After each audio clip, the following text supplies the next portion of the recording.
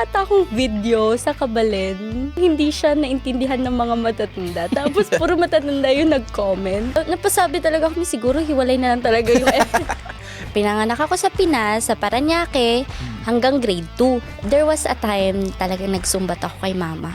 Nakuha ko siguro sa lola ko yung ganong thinking na huwag kang magtatanim ng sama ng loob. Yun talaga yung gusto kong gawin. Mag-flight attendant talaga. Bubugbugin ko ng pagod ng sa trabaho yung sarili ko ngayon kasi gusto kong maaga mag-retire. Life lesson. Be thankful to your mother.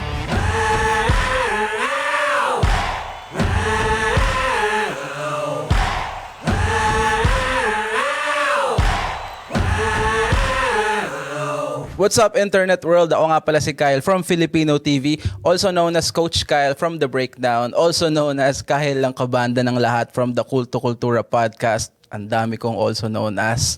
And this is a Totoo Lang podcast. And for today's episode, special yung guest natin. Medyo excited na siya magkwento. Kanina pa siya nagkikwento, di pa kami nagsastart. And hayaan ko na siya introduce yung sarili niya. For today's episode, kasama ko si Abby. Hi guys, sabi mo hayaan mo ako mag-introduce, tapos sinabi yung pangalan. Sorry. Hi guys, I'm Abby. Pakilala mo naman sa mga audience natin kung sino ka. Sino ako? What you do. Hi guys, I'm Abby and I tend to do a lot of things. Whoa, English. PSW sa isang company, Amica Retirement Home. Pero tatlo kasi yung position ko doon. PSW, concierge, and medication care partner. Tas I also do marketing sa Kabalen. Famous ka din, no? Hindi, sakto lang. Maraming Sakto lang. nakakilala sa'yo pag pupunta ka sa mga mall. Kaya nga, alam mo yung first time sa CNE, Oo. nakakilala sa akin, yung nag-i-scan ng ticket. Sabi niya Filipino? sa akin, oo. Tapos sabi niya sa akin, di ba ikaw yung nag-vlog dun sa Kabalen? Sabi ko, ay opo. Kasama ko pa nun sila, TVB, sila Kuya Mark, sila, yung pamilya ko. Pero ikaw lang yung nakilala niya. Oo, nakakatawa. Kasi basuhin mo sa akin si Kuya Mark. For context lang, kasi sila, gumagawa sila ng marketing materials para sa isang Filipino restaurant dito na Kabalen. And then sobrang effective yung videos nila, kaya siya famous. Hindi ko talaga kinaya. Anyways, kamusta? Kamusta ang araw? Okay naman, masaya. Napadami ata yung chocolate ko. High Sobrang energy ka. hyper ko ngayon. Kaya, apology guys for may tawa.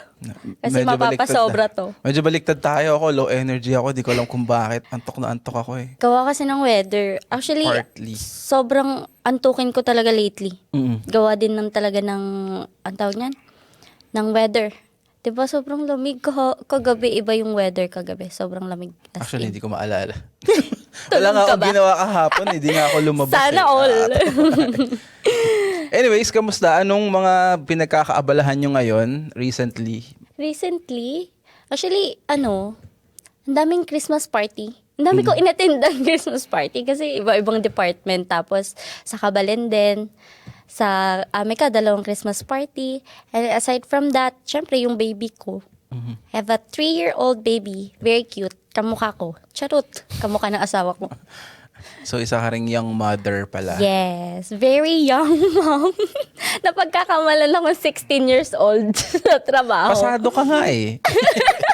Sabi nila, allowed ba daw ako mag-work? Tapos nung nalaman nilang may anak na ako, gulat sila. Kinuha nga kitang kaya nga kita kinukuhang parang actress sa music video ng banda ko eh. Ang Kailan ba konsepto yan? nun high school eh. Di, sinabi ko ba sa'yo? Sabi ko, pwede si Abe mo kung high school. Oo, lagi talaga. May one time, bago ako nun sa Kabalen, 18 na ako nun Tawag ito. Sabi sa akin, allowed ba ako dito mag-work? Kasi daw, 12 years old lang daw ako. Guys, baby face talaga. Woo. Pero alam mo, ang isa sa mga, nung una kong introduction, I don't wanna say introduction sa'yo, pero first time ko nakita yung mga ginagawa niyo sa Kabalen is yung may video kayo ni Mark. Parang skit siya. Yeah. Yung nandun kayo sa tapat ng Kabalen. Yun yung kalderetang kambeng. Oo, Kambing. yata. Oo, Yung ba yung oo. una yung ginawa? Tama. Yun. Doon ko kayo unang na-notice. Actually, hindi yun yung first na talaga nag-viral. Ang actually nag-viral namin na pinakauna namin ginawa, as in first video ever na skit, is kami ni Ate Mimi. Yung parang pinatid ko siya, tas yung in the end, sinubuan ko siya ng pagkain sa Kabalen. Naka-upload ba yun? Naka-upload yun. Parang hindi ko Over nakita yun. 200k din sa Facebook. Talaga? Oo. Tapos yung video ng kalderetang kambing sa Kabalen, sa TikTok yun nag-viral. Pati hindi ba sa Instagram din? Parang Instagram Parang ko siya both nakita. na. Oo. Pero anyways, kaya ko lang nabanggit yun. Yun yung unang kita ko sa'yo. Tsaka kilala ko na si Mark way back, mga 2016 pa eh. And then, parang creative, unique siya. Naisip namin nun ni Ranzel, yung girlfriend ko, na parang, ang ganda ng ginawa nung Kabalen. Inisip namin na bilang someone na ako marketing din talaga yung background ko. Yeah. Parang siguro ito yung magsaspark ng mga ganitong klaseng marketing para sa mga Filipino restaurants. So sabi nga niya, sinare ni Ranzel yung video na yun. Sabi niya, parang nakikita niya magkakaroon ng ganitong klaseng competition ng pag-market ng... Actually, may nag-comment doon sa videos na yon na parang ipag-compete daw yung mga marketing strategy ng mga Filipino restaurant, especially sa Little Manila. Kasi ilang restaurant yung nandyan, di ba? Ang dami. Pero so far, parang iilan pala yung nakita kong gumagawa ng mga videos. Pero ayoko ng competition. Yeah. Hindi ko nagustuhan. Pero iniisip ko lang, baka gagawin na siya nung iba kasi sobrang effective niya eh, di ba? Actually, yun yung parang goal namin. Na parang you don't have to like parang mag-print ng mga flyers, ng mga, di ba, yan yung talagang old way ng pag-marketing. Kasi kahit ngayon may nagsisiksik sa apartment namin ng mga ganyan, di ba? Kasi ngayon lahat naman nasa social media, hindi naman na so lahat makikita ng tao. Lahat ng marketing ngayon digital na eh. Yes, Hindi na uso yung mga door-to-door word Yes. of mouth Oo. actually. Yeah. Kaya yun eh. Nakakatawa nga kasi yun talaga yung background ko eh. Ako, marketing team talaga ako. Social media manager, yun yung dati kong ginagawa. And then, nakakatawa, lahat nung inaral ko from way back, hindi na siya applicable sa ngayon eh. Actually, nakakatawa eh. Nakakatawa din to say na marketing yung ginagawa ko ngayon, pero I don't have any background. Mas may background pa ako ng accounting kasi nag-aral ako ng accounting nung high school. Dun sa, yung mga courses. Meron, pero marketing, wala talaga. Ngayon ko lang siya natutunan. Like parang, natututunan ko siya through my experiences. Parang ganon. And through, like sa mga napapanood ko din, ganon. Parang ganon kasi nag-evolve yung yung... Yeah. Wala naman nag-predict na ganito sasabog yung social media at magagamit mo siya sa kung paano siya ginagamit ngayon eh, di ba? Actually, like parang kasi, tayong mga humans, we have to adapt. Like talagang nasa na natin yan eh, nasa circle of life na ang adapt. Kasi even animals nag-a-adapt, di ba? So why not tayo din? Kasi Totoo kahit naman. sa ang aspect ng buhay, meron. Talagang kailangan mag-adapt. Social media man, kasi ngayon, kahit lola ko nag-cellphone. Nagpe-Facebook. Nag-share ng mga kung ano-ano, yung mga, minsan yung mga prayers pa, isisend niya yan, ganon. Diba? Kahit nga matatanda, nakikita yung mga post. Pero sorry, naalala lang ako bigla. Isa ka ba dun sa mga nagsasabi dapat ihiwalay yung Facebook ng mga matatanda? Pero wag yung sa lola ko kasi sa lola ko di naman siya basher. Pero gets mo yung masasabi na gano'n, Gets di ba? na gets, sobra. May one time, may isa ata akong video sa Kabalen. Parang hindi siya naintindihan ng mga matatanda. Tapos puro matatanda yung nag-comment. Napasabi talaga kami, siguro hiwalay na lang talaga yung It's either gano'n. It's either may gagawin ka na hindi naman masama pero mamasamain nila. Oo. Kasi hindi normal. Yes. Or, sorry, parents ko. O nagko-comment sila sa mga inappropriate post. Yes. Kunyari, may pinost yung kaibigan mo tapos nandun ka magko-comment. Doon ako nakakaya. Wait, nakakatawa pa kasi doon pa sila mga ngamusta. Sorry, hindi to private message.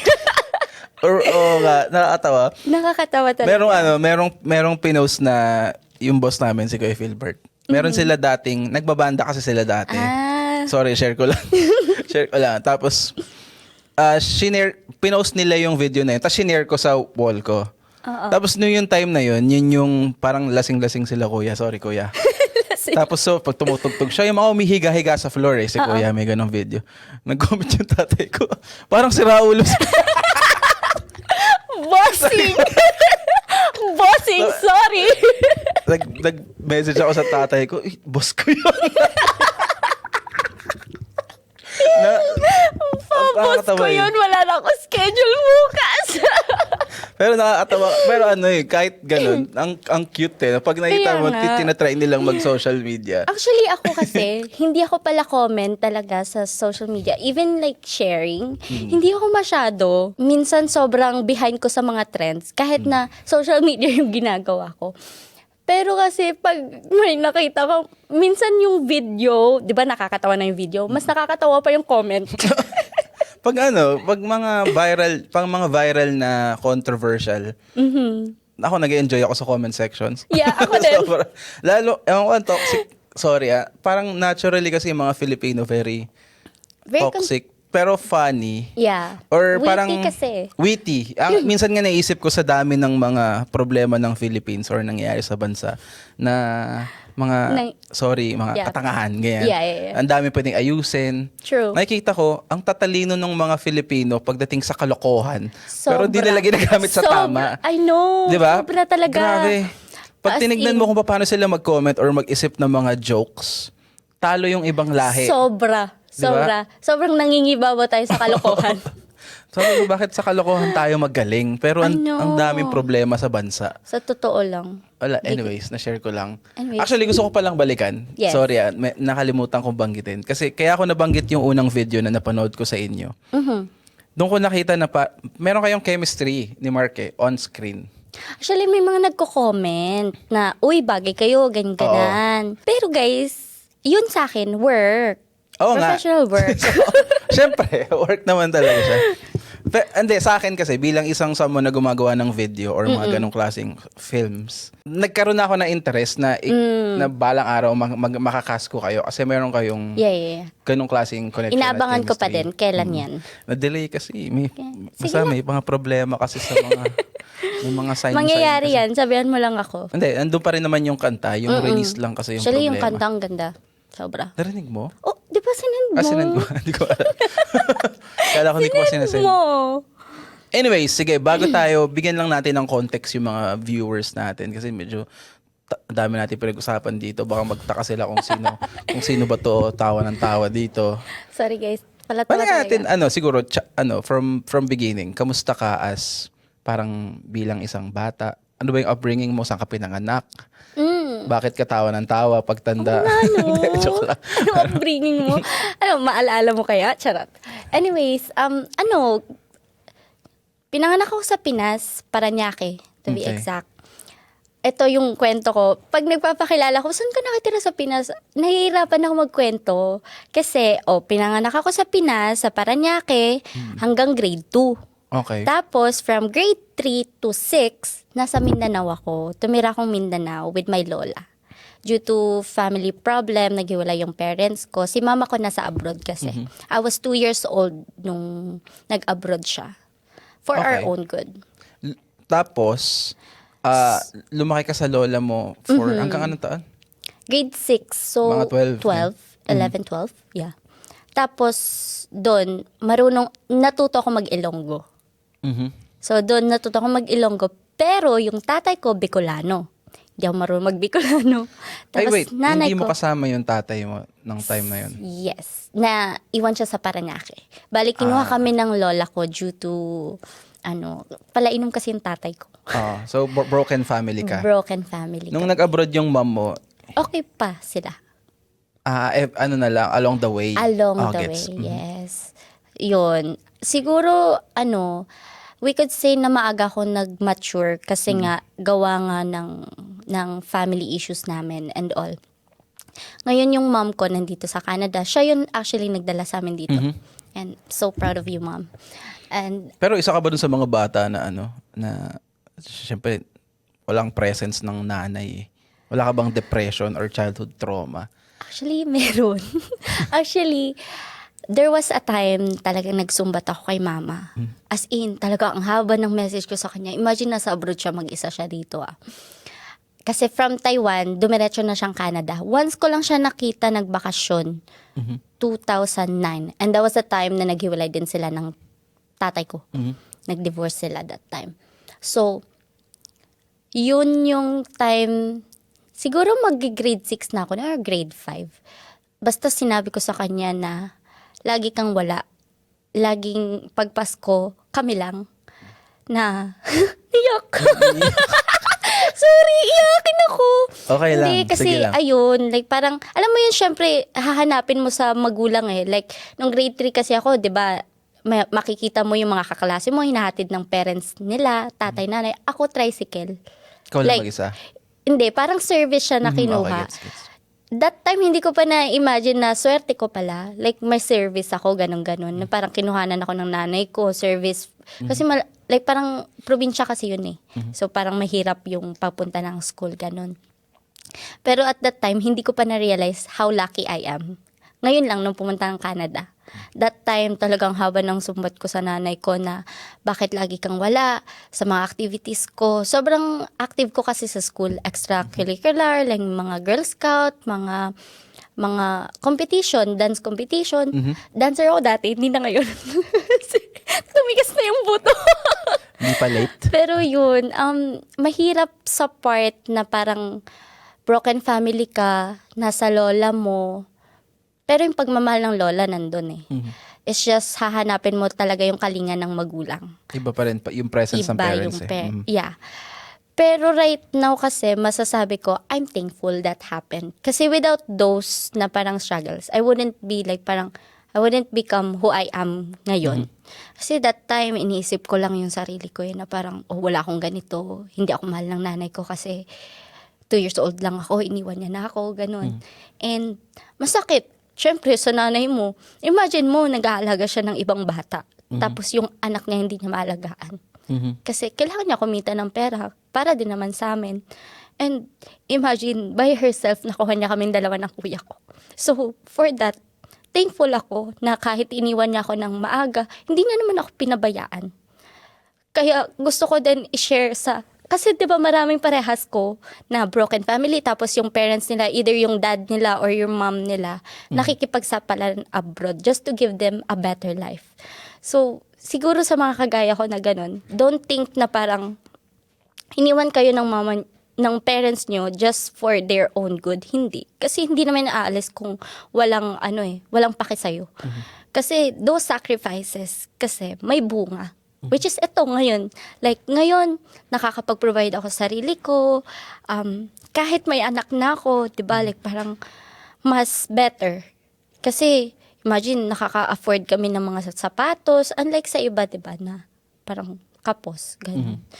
And to think na nabigyan niya kami ng buhay na ganito, we're very thankful sa kanya. Pero alam mo, kasi iniwan kayo ng young age. Hindi mo pwedeng, sa akin hindi mo naman alam kung ano yung tama at mali ng mga panahon na yun. It's, I guess, normal na maging selfish ka. Bilang bata, kailangan mo yung presence ng magulang mo. Hindi mo naman alam yung responsibilities na kailangan niyang gawin, di ba? Totoo. At that time, sobrang naiinggit talaga ako sa mga kaklase ko. Kasi dun sa pinag-aralan ko, sa Banga, sa South Cotabato yun may mga bata talaga, hinati talaga sila ng nanay at tatay. As in, kompleto sila. Na-remember ko pa, talagang napapatingin ako sa kanila kasi naiinggit nga ako.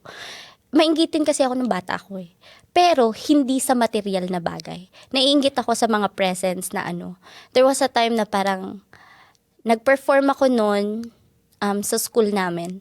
And hindi nakadating yung lola ko. Kasi may emergency doon sa nanay niya sa Lagilayan. And I was so disappointed kasi nga, inaabangan ko siya na manunood. And hanggang ngayon naisip ko yun. Alam mo yun, na parang for me lang, as a kid na may childhood ka, presence is very important. Yung to show up ba, na dapat hindi yun ma-miss ng kabataan mo. Pero syempre, ngayon, mas naintindihan ko na yung life. Kailan mo na-realize yung mga, na parang hindi naman selfish ang nanay mo? Nung year... Kinailangan niya lang talaga gawin yun para sa inyo. 1 year na nandito kami. 2016 kami dumating. And then, 2017, napaisip na ako na yung nanay ko, as in, 7 days a week siya nagtatrabaho. From 5 a.m., uuwi siya ng 9 p.m. Tapos Tuesday lang, every Tuesday lang siya, magagawa niya kami ng baon. Every Tuesday lang. The rest, wala. Kasi nga, nagtatrabaho siya. Tapos that Tuesday pa, after niya kami gawa ng baon, makapasok kami sa school, papasok siya ulit. So, to think na, imagine mo, 5 a.m., ako nga hanggang ngayon, di ako makagising ng ganun, tapos magtatrabaho ng hanggang 9 p.m. Imagine mo lang, nung time na wala kami sa tabi niya. Kasi nung time na dumating kami, natutulungan ko siya mag-laundry, natutulungan ko siya na maglinis ng bahay, natutulungan namin siya magluto. Imagine those times na siya lang. Like, tsaka along the way, nagkasakit yung nanay ko. Okay. So, yun yung mga bagay na like parang kinip niya sa sarili niya kasi hindi namin alam. I mean, siguro alam namin at that time, pero not with the deeper thought na nagkasakit yung nanay ko, siya lang mag-isa. Tapos, like, wala lang. Ang bigat lang sa natanggalan siya appendicitis. Tapos, alam mo yun, parang marami siyang ininda sa kanya lang. Kasi breadwinner yan si mama ko ng buong pamilya niya. 5 silang magkakapatid. Actually, 7. Namatay yung 2 nung baby pa lang. 5 sila, and then, now, siya yung breadwinner nila. Siya yung bumubuhay sa lola ko, ganun. And, imagine mo, siya mag-isa, napatayan niya ng bahay ng lola ko. So, parang, for me lang, ang lucky namin. Kasi hindi naman siya umalis nga. Like I said, hindi siya umalis for herself. Umalis siya para sa amin lahat. Alam mo, doon ko talaga na-realize. Sige, kasi usually, gusto ko maintindihan kung tingin mo, saan mo nakuha yung ganyan, yung personality mo na you feel, ano ba tawag doon? Kasi usually, marami akong kilala kapag inabandon ng parents or lumaki na broken family. Stoic sila eh. Yeah. Dahil nasanay nga sila na on their own. Relate ako eh, ganun din. May pagkaganon din ako, parang at mga 16, 15, mag-isa na ako sa buhay. Nagtampo rin ako sa parents. And then, they usually come out as, hard-nosed ba yun? Basta sila eh. Parang matigas na yung loob nila. Like, parang there's a wall. May wall na sa kanila na ganun. And then, minsan wala na silang remorse. Matapang na sila kasi they had to do everything by themselves para makasurvive. Ikaw, saan mo nakuha yung gano'n? Na meron kang ganong klaseng emotions para makita mo yun at ma-realize mo yun? Ilang taong ka pala nito? Nung that time, na-realize ko, siguro 13. Yeah, 13. And then sobrang bata mo pa nun. Technically, hindi ka pa emotionally mature. Pero for me kasi nakikita ko yung struggles ng mama ko. So parang alam mo yun, parang who am I to complain? And siguro nakuha ko yun sa lola ko. Kasi laging paalala ng lola ko, alam mo, kahit sa tatay namin, kahit na hindi maganda yung pakikitungo ng papa ko sa lola ko. Laging sinasabi ng lola ko sa amin ng kuya ko na tatay niyo pa din yan. Nandun na kasi yung Filipino, pag tatay mo, pamilya mo yan eh. Like parang, forgive.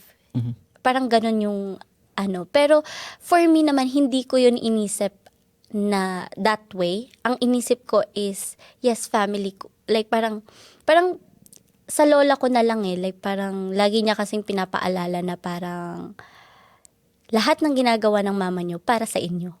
Para sa inyo. Like kahit kami kasi yung lola ko, lahat papagawin sa amin. Maglinis na kayo ng bahay, maglaba kayo. Dati nagbobomba pa kami. Alam mo, bomba sa probinsya? Poso? Oo, para mag-give ng tubig. Ganun. Tapos maliligo, 6 a.m. Ganun yung paligo mo, parang ice. So, ewan ko, nakuha ko siguro sa lola ko yung ganong thinking na huwag kang magtatanim ng sama ng loob. Kasi nangyari yan for a reason. At hindi ka ilalagay dyan without any reason. Maka-Diyos kasi din yung lola ko. So, ang galing. Parang na-implant dahil sa wisdom ng lola mo siguro, parang na-implant yung pagka-soft heart growing up. Kahit na ganun yung pinagdadaanan mo or may feeling mo may pagkukulang sa'yo yung parents mo. Oo. Ewan ko, thinking na parang ang dami namin pinagdaanan magkapatid. Pero yung thought na parang wala kaming sama ng loob kahit sa nanay ko, sa tatay ko. We always give our best sa family namin. Kaya minsan nga yung iba nagtataka na bakit? Pero kasi, ewan ko, for me ngayon, lalo na ngayon yung mindset ko kasi ngayon, live peacefully. Like parang habang nandyan pa, pangalagaan mo eh. Kasi time is very important. Like parang sa bawat araw na dumadaan, tumatanda sila. So, for me, yun. Tsaka ngayon, sobrang swerte ko kasi sa mama ko eh. Di ba maaga ko nagkaanak. Disappointed siya eh. Sobrang disappointed siya. Kasi syempre, graduating ako. And yung dream na mag-flight attendant, nandun eh. Until now, it's still my dream. Yun talaga yung gusto kong gawin. Mag-flight attendant talaga. Ever since. Pero nakagraduate naman ako. Nakagraduate ako sa Seneca as flight attendant. And I had experience sa WestJet as dun sa ground lang. Di ba mahirap makakuha ng job as flight attendant? Hindi ba? Hindi naman. Yung training ang mahirap. Pero ang hirap na schedule nila sa naalala Yes. ko. Pero maganda kasi 1 month before mo makukuha yung schedule mo. And Schedule mo. ikaw pipili. Yeah. Ngayon na kasi. ang gusto ko ilan itanong is yung sa lahat ng natutunan mo from, your experience with your parents, being broken family, na early mo na-realize yung na importante yung presence ng magulang sa isang bata. Meron ka bang mga bagay na parang natutunan mo as you na-mention mo, young mom ka, na ina-apply mo sa ngayon sa baby ko sarili ngayon. mong anak? Tsaka sa anak. Actually ngayon, struggling talaga ako bilang young mom. Kasi syempre kailangan mag-work eh. And hindi dito sa Canada kasi pag walang work, hindi naman mabubuhay. So syempre kailangan ko ipabantay yung anak ko sa relatives namin. Sa best friend ko, sobrang thankful ako sa best friend ko. Imagine like ever since nanganak ako, magkasama na kami. Tapos, ang tawag niyan, binabantayan niya yung anak ko. Nagbe-babysit siya? Oo, Sana all. nagbe-babysit siya pag off siya, ganon. And pati yung jowa niya. So, thankful ako sa kanila. And lalo na sa mom ko, kinukuha niya yung anak ko every weekends. And that part for me is parang nafe-feel ko yung ginawa sa amin ng mama ko before. And there was a time, recently lang, actually early this year, umiyak ako sa mama ko from guilt. Tumawag ako sa kanya, tas nasa kanya yung baby ko. Sabi ko sa kanya, Ma, bakit ganun? Parang nagigilty ako. Hindi naman ako nag-abroad. Pero nagigilty ako kasi lagi kong kailangan ipabantay si nanak. Like, parang, ate, pwede bang pabantay? Ma, pwede pa bantay? Kasi kailangan ko mag-work. Full-time naman yung happy ko and I'm so thankful for that. He's very hardworking. It's just yung mom guilt nandun na parang I wish I get to spend time every day. Parang dapat ikaw yung kasama ng Oo, anak mo. na hindi ko kailangan ipabantay. And you know what? Sabi ng mama ko na hindi ka dapat mag-guilty kasi ako, nagbabantay ako. Kasi gusto ko iparamdam sa'yo, sa anak mo ngayon, yung mga bagay na hindi mo naramdaman noon. So, that really struck me na parang hindi ka talaga ilalagay sa posisyon na hindi mo kaya. Imagine mo binigyan ako ng work sa Kabalen and then nag-work ako dito sa Amica. Pero, lahat ng shifts na yun, nagagawin ko ng paraan. As in, like, talagang laging may pwedeng magbantay.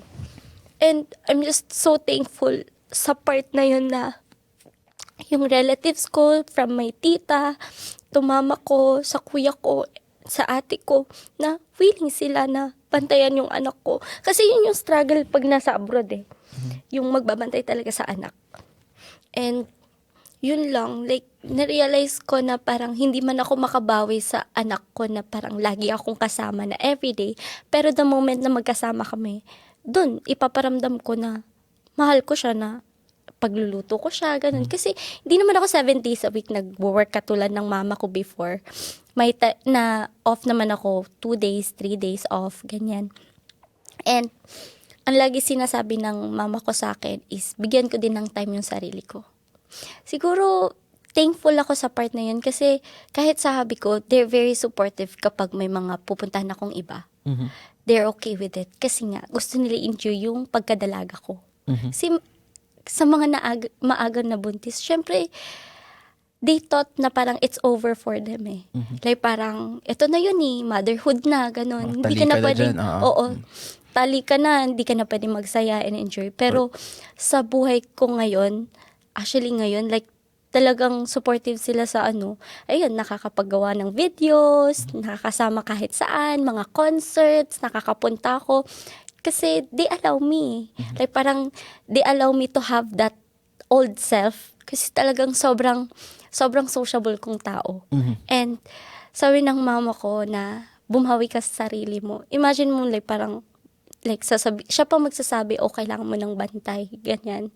Magsasabi ako, gusto kong manood ng ganito. Tapos sasabihin niya lang na, okay, dalhin mo sa bahay. Alam mo yun, parang nahanap ko yung support na kailangan ko at the moment.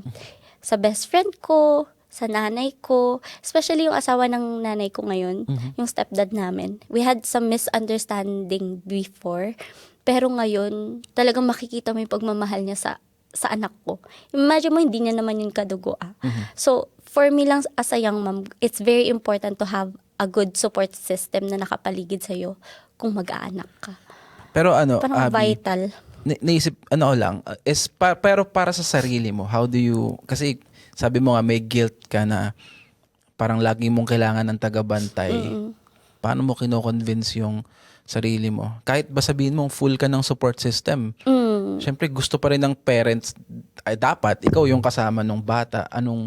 Paano mo siya inaano sa sarili mo para hindi ka ma-depress na ganun? Like, anong headspace mo or anong sinasabi mo sa sarili mo na kailangan lang ba kasi talaga? Actually, or andun pa rin talaga yung guilt? Talagang pinapadali lang ng mga people sa paligid mo? Actually, yung anak ko kasi, very sweet boy. So, kapag siya, hindi mo na maisip yung problema.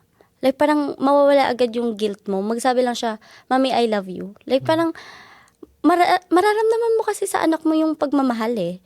So, parang, sinasabi niya na parang, it's okay, kahit nag-work ka, gano'n na, ewan ko, parang, nandun yung lakas ko eh, para kayanin lahat. Tsaka, without my anak, hindi ako magtatrabaho ng ilang trabaho, di ba? So, very big impact talaga yung anak ko sa akin. Na parang, I wanna retire at 30. Ito talagang goal ko eh. Mag-retire ng 30 at mag-travel kami. Okay. Ganon. Like parang, alam mo yun, parang nag-set na ako ng goal ko sa utak ko. Okay, ibubugbugin ko ng pagod ng sa trabaho yung sarili ko ngayon. Kasi gusto ko maaga mag-retire and from that time, makakapag-travel kami wherever we want, ganun. And makakasama ko yung anak ko. Makaka-work ako sa bahay. Kahit nasa bahay lang. Parang ganun na yung thinking ko ngayon. Like parang nandun ako sa goal na parang, paano ba explain? Na parang yung goal ko is mabigyan siya ng magandang buhay. Yun. Parang siguro yun na yung nagpapalakas sa akin. Kaya hindi ako nawawalan ng lakas ng loob para na yung guilt parang nawawala siya unti-unti. Kasi meron kang goals. Oo. And napapakita ko sa anak ko na parang anak, like parang ibibigay ko sa yung life na gusto ko para sa iyo. Like parang hindi naman yung what I mean sa gusto para sa kanya is a better life. Imagine mo, like this year, nung start ng year, gusto ko talaga mag-Mexico kami as a family. And we did. Oh yeah, pumunta kayo, diba? Oo.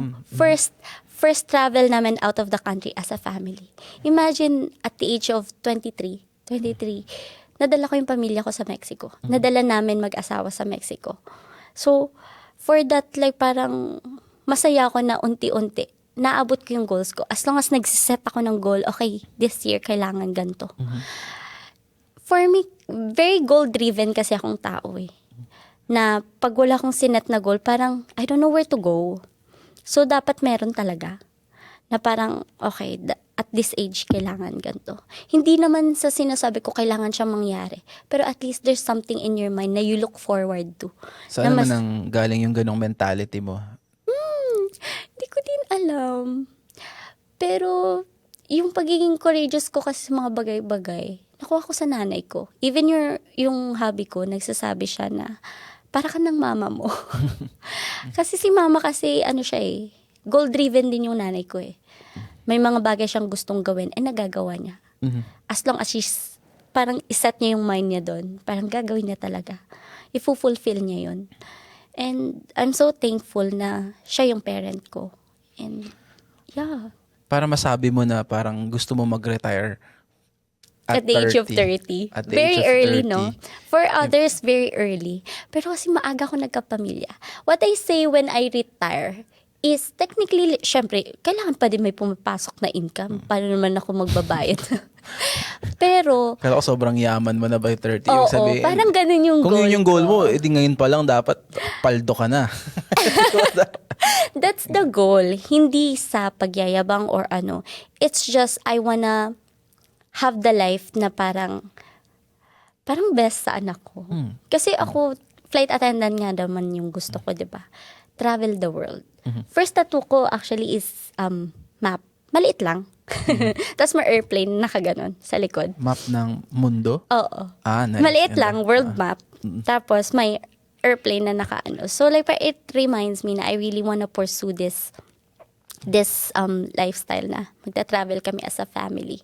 Parang yun na yung gusto kong gawin. Kaya lagi ko sineset sa utak ko, parang minamanifest ko na magre-retire ako at 30 at magta-travel kami.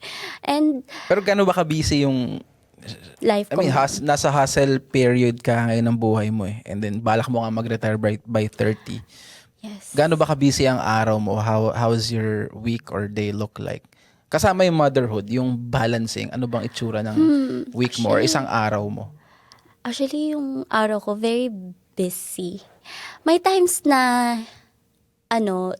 may araw na parang gusto ko na lang humilata.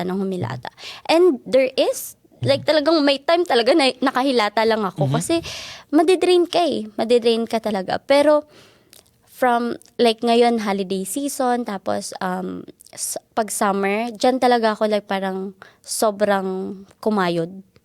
Kasi hindi ko pa din nababanggit. Nag-insurance din ako. Okay. So kaya nga 3 trabaho. Amika, Kabalen, tapos insurance pa. Siguro nababalance out ko lang siya kasi ganun akong tao. Kasi gusto mo mag-retire ng 30. Oo. Hindi. Tsaka, ewan ko, for me, why ngayong bata pa ako na marami pa akong kayang gawin. Kasi ako, parang, I learn as I grow parang ganun. And yung mga experience ko, ang dami ko natututunan and I'm so happy for it. So, habang bata ka pa, gawin mo na yung kaya mo pa. Siyempre, pag edad mo ng 40 and yung mind natin, it won't be the same anymore. So, 40 ka pa ba mag-aaral ng husto or magla-learn sa mga experiences mo? No. Dapat, habang bata ka pa, yung brain mo is working at full capacity. So, parang, i-pursue mo yung mga bagay na gusto mong gawin. Like, may times talagang tatamarin ka in life. Talagang tamad. Hindi ko naman inaano na parang sobrang sipag ko kasi marami akong trabaho. You'll get to the point na madidrain ka and all. Pero, at the end of the day, sabihin mo sa sarili mo na, anong gusto mo in life? Na parang, ano bang gusto mong i-achieve na gusto mong gawin for a long time? So, for me, yun, siguro. May day off ka pa ba? Actually, with the editings and all. Pagtapos naman na yung mga editing yon, may day off na. Actually, dahil natapos ko nga yung mga ine-edit ko, nakawatch ako ng full episode ng K-drama. Day off hindi mga ilang oras lang na off Isang For me, yun na yung day off ko. Paano tayo magiinom yan? Puro ka work? Naka-day off ako last week, Thursday and Friday, kasi nasa akin yung pamangkin ko. Technically, hindi pa din siya day off Kasi, kasi may mga inedit pa din ako, pero nasa bahay lang naman ako. So, siguro yung mga ganun, tinitake ko na siya as day off ko as long as nasa bahay ako. Even may gagawin ako like sa laptop and all. Considered ko na siya as day off kasi hindi ako physically active. Parang ganun na yung mindset ko. Ang galing ng pagkakasabi mo, no? May naalala lang kasi ako, parang last night or the other night, meron akong conversation with friends. Meron akong friend na recently namatay yung tatay niya from cancer. And then, syempre, kinamusta ko, nag-chat kami ganyan. Isa sa mga topics namin is yung, bakit parang dinesign yung buhay? Ang pangit ng design ng buhay na parang marami sa mga bagay sa mundo nare-realize natin na matututunan natin late na. Kapag too late na. Pero anyway, ang nakikita ko sa'yo, paano ka may ganong klaseng mindset at a young age na ito kailangan ko na itong gawin, bata pa ako. Hindi na ako maghihintay ng 40 ganyan. Parang ibig ko sabihin by design ng buhay na napapansin namin na late mo na marirealize. Kunyari, hindi ka healthy. Pero alam mo na dapat kang magpaka-healthy. Marirealize mo lang yun pag may sakit ka na. Actually, hindi ako healthy Di ba? Pero gets mo sabi ko. Gets ko yung point. Sorry, kunyari, yung friend ko na yun, isa mga regrets niya, dapat nag-spend ako ng maraming time sa tatay niya. Na-realize mo, late na. Yung mga ganong bagay, di ba? Ang hirap ng life, no? Oo, pero yun very nga, unpredictable siya. Pero kapag nandyan na, hindi mo na maiiwasan kasi. Pero for me kasi, you gotta keep going. Ako hindi planado yung pagbubuntis ko. Surprise siya. And that time, I had my regrets. Kasi like I said, I really want to be a flight attendant. At that time, yung best friend ko, college best friend ko, she was asking me to apply na sa pero I refused. And then, nabuntis ako. And then, syempre na-disappoint ko yung mom ko and all. Pero, ngayon, naiisipin mo, it's a blessing eh. Kasi kung hindi ako nabuntis at that time, hindi ko alam kung saan yung life ko ngayon. Pero nabuntis ako, nagkaanak ako, pogi-pogi ng anak ko. And, doon ko nasabi na parang, God will put you in a situation talaga na kaya mo. Hindi ka niya dadalhin sa posisyon na hindi mo kaya. Imagine mo sino mag-aakala na kakayanin kong mag-train ng tatlong position sa isang trabaho. 'Di ba? Like parang who would have thought na magiging marketing ako? Kasi itong marketing inoffer siya sa akin nung nanganak ako. Sinabi, hindi ko talaga makakalimutan yung boss ko kasi nga, sinabi niya sa akin na bibigay niya tong job na to kahit hindi kailangan. Hindi niya talaga kailangan nun kasi may marketing siya nun eh. And binigay niya talaga sa akin without knowing kung ano din yung kakalabasan. Pero tingnan mo naman ngayon, like parang, ewan ko, parang destined lahat. Parang nakasulat na siya. And I'm just so thankful kasi 2023 wasn't my year. Full of tears. Nanganak ako 2022. From there hanggang 2023, I was lost. Parang hindi ko mahanap yung identity ko. Lost ka dahil? Siguro postpartum na din. Yung panganganak, syempre, it takes a toll on you eh. Tapos nakatira kami nun sa basement. Tapos kulob yun. Syempre, pag winter, di ba, grabe yung epekto na nun sa lalo na sa mga basement area. Walang window, ganun. May window siya, pero very dark Maliit. din kasi. Oo. And from that time, like talagang, ewan ko, like hindi ko na alam yung gagawin ko kasi wala akong job. Like wala talaga, as in. Full-time si hubby ko, yes. Pero ako, as a person ba, like parang hindi ko alam where to go na. But then, sabi ng best friend ko sa akin, mag-enroll ka na. Mag-enroll kang PSW. Nag-enroll akong PSW. Tapos, pero bakit PSW? Anong meron sa PSW? Convenient.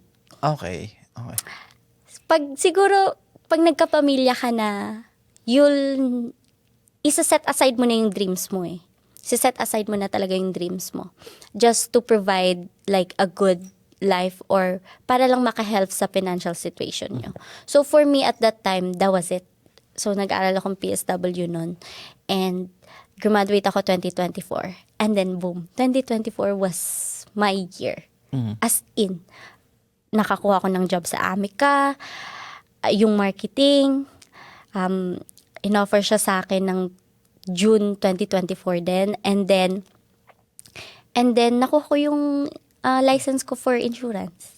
Naging agent ako. So, ewan ko, lahat yun, nagawa ko in that year. And ngayon, 2025, we're going strong. Like, it just feels good na lahat ng tears ko nung 2023, lahat yun nagbunga. Alam mo yun, na parang binawi lahat ni Lord, lahat ng pain. And binigyan niya ako ng better life. Ngayon, nakakuha kami ng sasakyan. Nakakuha kami mag-asawa ng sarili naming apartment. And ngayon, I would say na life is so good talaga. And yun, siguro doon. What is your biggest motherhood lesson na natutunan sa journey mo? Sa journey ko, always look back sa mga pinagdaanan mo. And hindi natin masasabi na you won't make the same mistakes eh. But you'll make better decisions. Yun talaga yung natutunan ko na hindi dahil broken family kami ng parents ko, ganun na din yung magiging buhay ko. So, I would say look back and think what went wrong sa mga decisions ng buhay natin in life in the past. Pero, hindi naman ibig sabihin nun dahil pinag-isipan mo lahat ng gagawin mo, hindi ka na magkakamali. No. Mistakes is there. Along the way, laging nandyan ang mistakes. But what we can do is, how do we decide? Kasi nasa yun na yun eh. Yun na yung present mo. Yung decision na gagawin mo at that moment. So for me, yun. Always look back and think of your decisions every day. Kasi it's your choice eh. Yun na yung free will mo in life. And wala ka mga support system or hindi man sumasang-ayon ang life sa'yo. As long as you make that decision, it will go your way. Kasi ikaw na yung nag-decide nun eh. Wala na makakabago nun. So, yeah. And very thankful talaga sa nangyayari. And yun lang. Meron ka pa bang mga pangarap sa buhay? Yes. Tingin mo, anong next 5 years mo? What's it gonna look like? Sana flight attendant na. Pangarap mo pa rin yun? Gusto mo pa rin siyang gawin? Actually, yes. Nag-apply ako actually this year. Pero, wala eh. Wala pa. Siguro it's not for me yet. Pero hopefully along the way. Pero ngayon, I'm enjoying what I have and I'm enjoying kung anong ginagawa ko ngayon. Very thankful sa parents ko, kay daddy, kay mama, sa best friend ko, kay Joshua. Si Joshua yung baby ko. Baby? Hindi, abi ko, sorry. Si Chogi yung baby ko. Si Joshua yung asawa ko. And yun, siguro, and travel the world with them. Ano bang balak mo puntahan pa? Buong mundo talaga?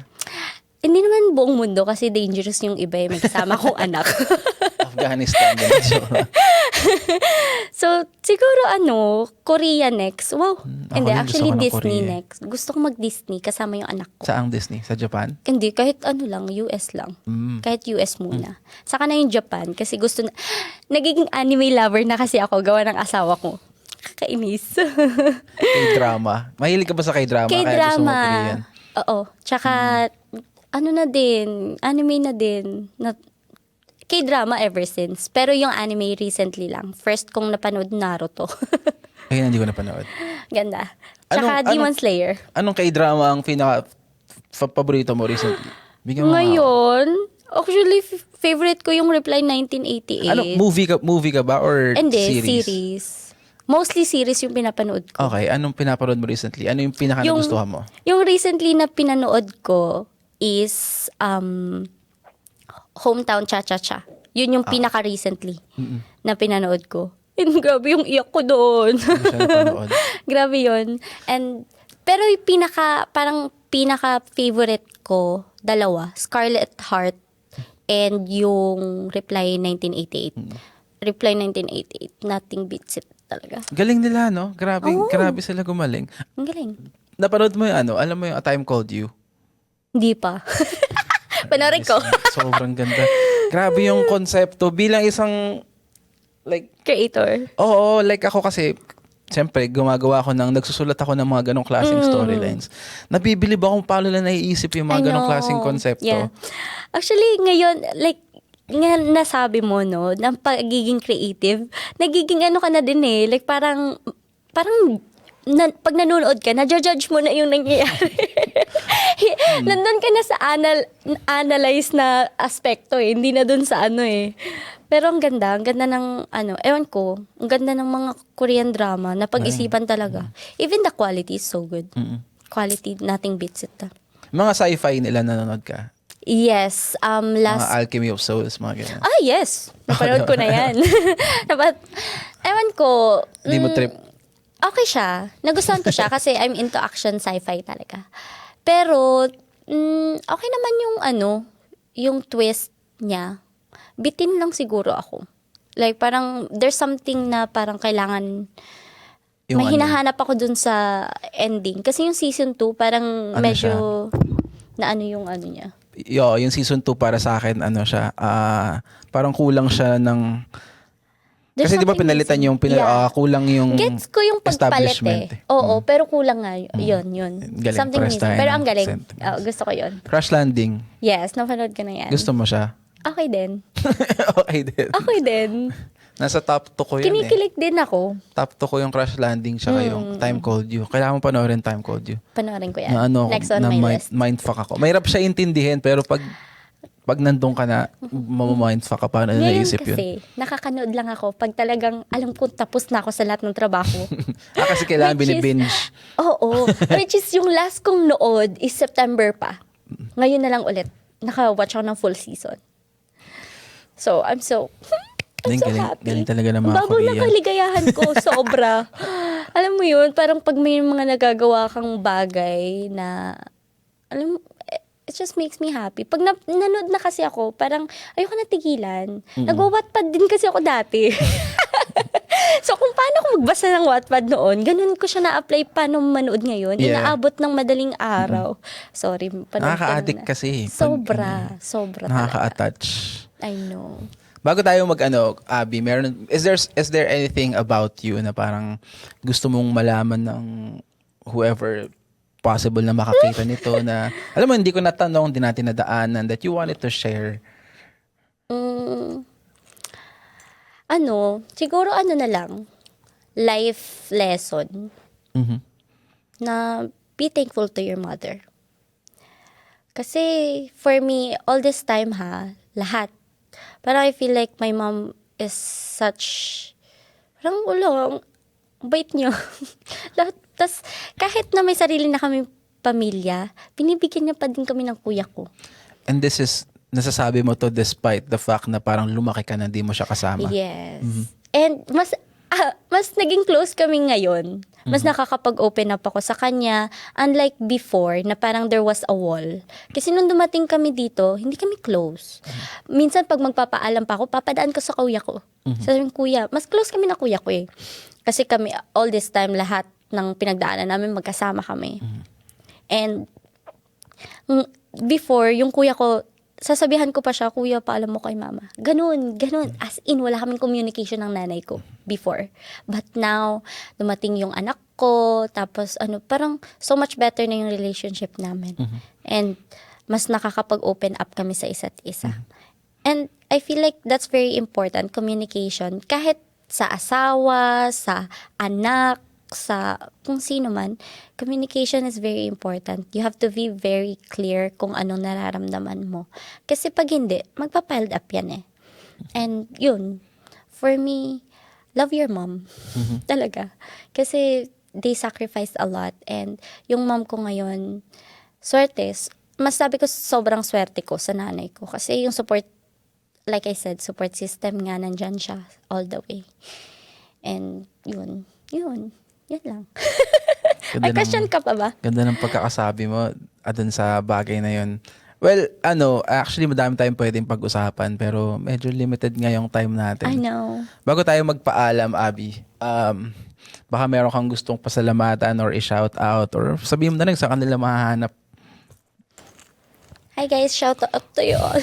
Huwag niyo akong hanapin. Huwag niyo akong hanapin. Hindi, shout out sa baby ko. Chogi, Mommy loves you. And sa hobby ko, thanks for working hard. And to my best friend, thank you for being my babysitter. And to Cassie, pinasalamatan lahat nagbantay sa anak. Hindi, thank you lang sa lahat ng support system ko. And syempre, if you guys wanna find me at Kabalen. I'm always there. Order na kayo. Pina-order. Merry Christmas to everyone. Sobrang drama ng episode na to. Ganda nga yung episode na to eh. Walang Diba? chismis. Hindi na ako mahilig sa chismis. Ayoko na. Ayoko ng toxic life. Hindi, totoo lang. I wanna live peacefully na. Parang yung goal ko talaga in life, to live peacefully na. Ayoko na ng stress. Wala ka bang ganun story? Yung mga parang kay Mimi, tsaka kay Mark? Na cheating. Yung mga ganun. Hindi not necessarily cheating, pero something, yung ganong chismis. Hindi ka naman maganong tao na Dude. swerte ka sa ganong bagay. Ewan ko, siguro may mga chichismis sa akin, pero hindi ko sila chinichismis. Ewan ko, ano na eh, I'm past that aspect in life. Buti wala ka na. Siyempre, like parang, siyempre, buhay naman, din naman mawawala yung usap-usap. Pero, not to the point na magiging toxic ka to other people. So nagloko din siya? That's for another episode. I love you, Bobby. That's for another episode. Sorry, bro. Anyways, thank you, Abby, sa pagpayag. Alam kong bumiyahe ka pa papunta dito. Ayan, layo-layo nito. And then, malamig pa ngayon. And maraming salamat. And siguro, balik ka na lang next episode. Mukhang marami ka pang gusto ikwento. And Part 2. Kung gusto niyo part 2, mas Yan. detailed na yung buhay ko. pupuntahan natin yung mga side na din namin binanggit. Medyo ko lang. Kaya namang hindi maganda. Anyways, thank you, Abby. And yun lang, this has been sa Totoo Lang Podcast. Ako pala si Kyle ulit from Filipino TV and kasama ko si Abby. Kita-kits tayo next week.